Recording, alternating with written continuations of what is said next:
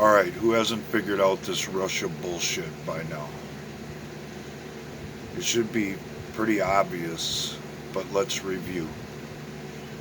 When the Obama administration figured out that Hillary wasn't electable, and yes, they knew it long before the election, they came up with an alternative plan, something they called the insurance policy.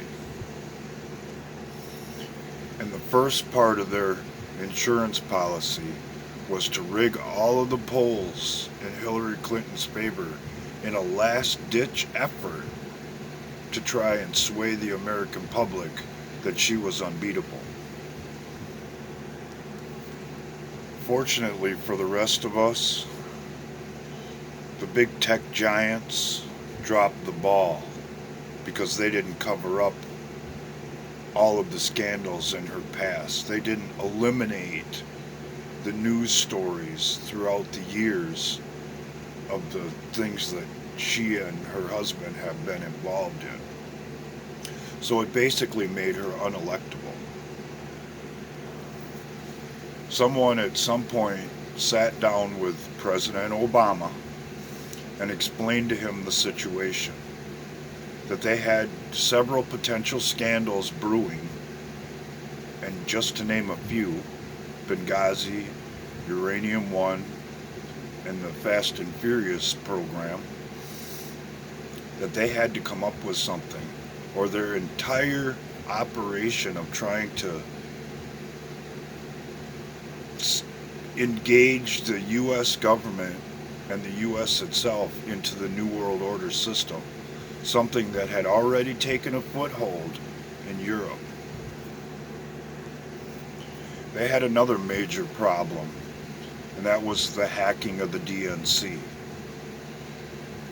So they cooked all this up and centered it around Russia, the one obvious choice, at least wise, to try and cram down the American people's throats so that they would buy into all of this shit.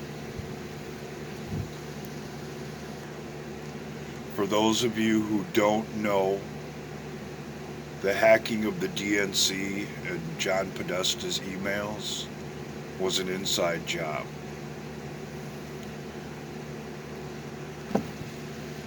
There was a DNC staffer named Seth Rich who was a Bernie Sanders supporter, and when he figured out what the DNC was doing to Bernie, he made the decision to expose the whole thing. So he downloaded Podesta's email on a thumb drive and gave it to Julian Assange. Shortly thereafter, Seth Rich was dead, found in the streets of D.C. from an apparent attempted robbery where nothing was taken from the guy. That's when it became obvious, to me at least, that Donald Trump wasn't one of them. He may have rubbed elbows with these scumbags in the past, but at some point he realized what it was they were actually up to and into, and that's why he switched from being a Democrat to a Republican.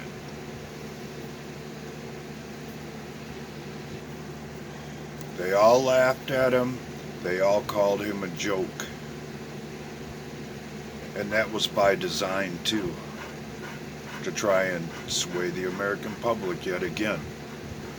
And their biggest mistake was not taking him seriously, because if they had, they might have actually pulled this off. They had already flooded the European Union with migrants, changed their laws in such a way that it favored the people that weren't from those countries and went against those that were. And it should be obvious by now to anyone with half an eye open, that's exactly what they were attempting to do here, or going to do here. Because Hillary said it herself. we're way behind in taking in these people from around the world. And she had intended to take in thousands and thousands, if not millions more. The commander-in-chief, Barack Hussein Obama, said it himself. Only Hillary can do the job. He couldn't do it. Bill couldn't do it. Only her. What the hell do you think he was talking about? The old establishment thinks the American public, and the world for that fact, are complete freaking idiots. And it's their arrogance that usually has everything come undone. And that should be obvious again for the things, because of the things that they have been attempting ever since Trump was elected.